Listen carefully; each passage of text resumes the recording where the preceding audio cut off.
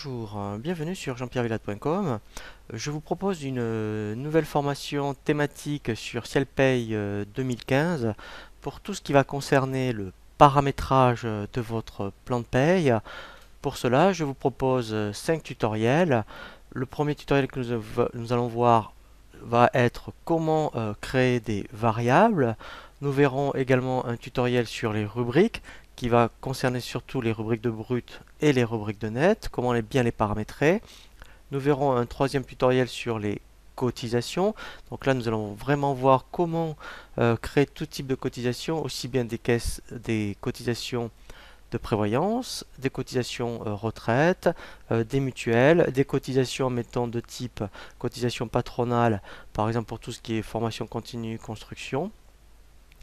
Et ensuite, nous terminerons par un tutoriel sur les profils, puisque tout ce que nous allons voir dans le paramétrage des rubriques, il faut le mettre à jour dans les profils. Nous verrons également un tutoriel sur les tables de calcul, pour avoir des exemples comme, admettons, comment paramétrer une prime d'ancienneté par rapport à effectivement la table de calcul.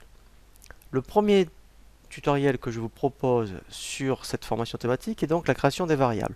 Alors, c'est vraiment très important de bien avoir cette notion en tête, les variables, puisque lorsque vous allez saisir vos bulletins de paye, vous allez donc saisir des éléments variables pour chaque salarié. Il faut vraiment créer des variables pour les saisir. Il ne faut surtout pas saisir ces informations directement dans les rubriques de paye, puisqu'après, si vous le faites en dur, je vais dire, ces valeurs ne s'effacent pas. Donc, c'est vraiment des variables qui vont vous permettre de saisir ces informations, et nous verrons ensuite comment, si vous créez des variables, eh bien, c'est beaucoup plus facile ensuite de saisir vos éléments de paye.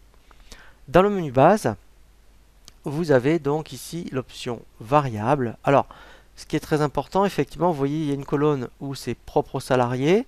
Donc ça veut dire que lorsqu'on va prendre des exemples concrets, quand on crée une variable et qu'on coche propre aux salariés, ça veut dire qu'on va la retrouver déjà dans l'onglet variable de la fiche salarié, mais aussi dans le bulletin de paye. Ça veut dire que la valeur va être différente en fonction des salariés.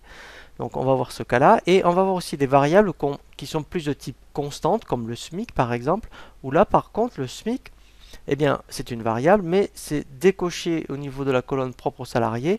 Pourquoi? Parce que la valeur est commune à tous les salariés. Donc on va prendre un exemple où on va se servir ensuite pour le tutoriel sur les rubriques. On va créer, admettons, on voudrait créer une rubrique prime de bilan par exemple. Eh bien, si je veux saisir donc le montant prime de bilan, il faut absolument que je crée une variable. Donc je vais faire créer.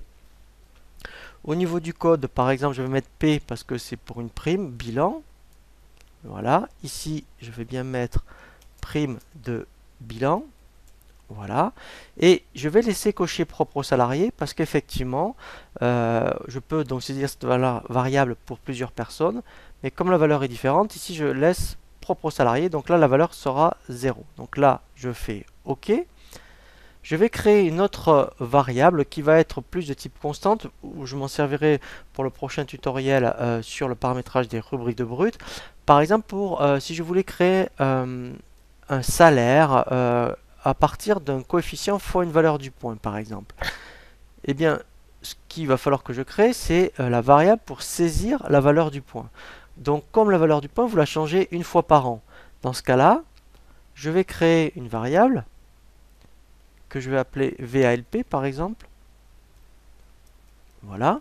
Ici, je vais mettre valeur du point. Et là, je vais décocher propre au salarié, puisque la valeur du point est fixe une fois par an. Donc là, mettons, je vais mettre 3,50 €. Voilà.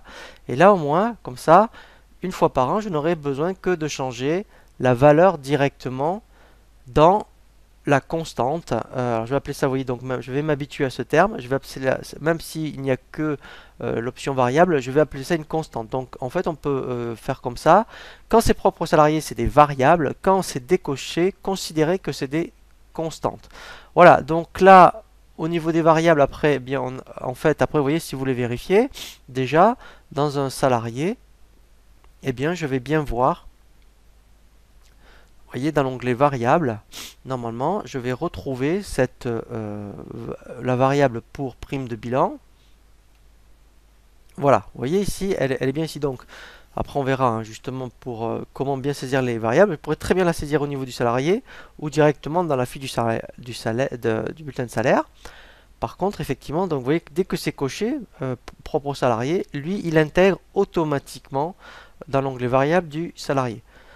Voilà, donc là, on a bien vu comment créer des variables et des constantes. Maintenant, je vous propose un second tutoriel où on va voir comment paramétrer des rubriques de brut et des rubriques de net.